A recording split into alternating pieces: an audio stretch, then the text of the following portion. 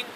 I'm Assemblyman David Weprin from Queens County, and I'm joined by Assemblyman Tom Abenante from Westchester County, along with many advocates and providers of early intervention throughout New York State.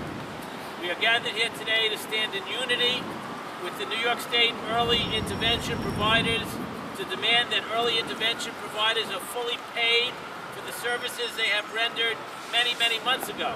Since April 2013, early intervention providers have been financially burdened by earning less pay than what they were entitled to receive.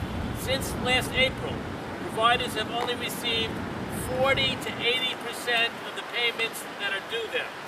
The issue of payment gaps was caused by the new provisions of the billing system. New provisions in the 2012-13 budget placed a burden on the early intervention providers to try to get all their payments from third-party insurers rather than from the local counties, who previously paid them directly. The problem lies in that the third-party insurers have not been fully educated on the new process, so payment claims have not been processed at the time workers have provided their services. It is totally unacceptable that the New York State early intervention providers who serve more than 70,000 special needs children are financially struggling to survive because of an ineffective payment process system. The changes in the billing system not only financially burden early intervention providers, but also negatively impact the amount of service centers and quality of care special needs children and their family receive as well. Since April, more than 40 agencies have stopped providing early intervention services. Throughout the state, providers have closed their businesses and left the industry. Many of these health facilities were women-owned small businesses. Several providers have been forced to take out loans or accepted state loans to pay for their living expenses as they wait to receive full compensation for their services.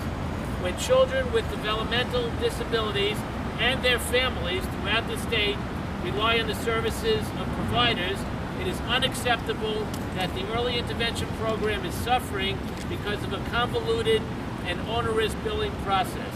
It is time that the early intervention providers who tirelessly work to provide vital therapy, education, and other therapeutic services to special needs children are fully compensated for their work so they can support their own families. The implementation of this new billing methodology has failed in its mission to provide prompt payment to early intervention providers. There have been no savings experienced by state counties as was previously promised.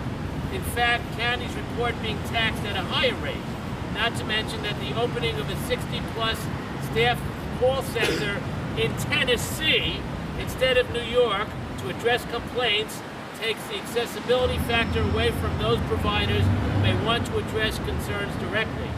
We are calling on the health department to report why health insurers are not complying with regulations in public health law and prompt pay laws. I want to thank the New York State Assembly Health Committee Chair Richard Godfrey for holding a hearing on this issue coming up on October 22nd in Albany. We demand swift action to simplify this billing system so that it can effectively ensure early intervention providers are fully paid for their services that have been rendered, and that these programs are maintained for the thousands of New Yorkers who depend on them.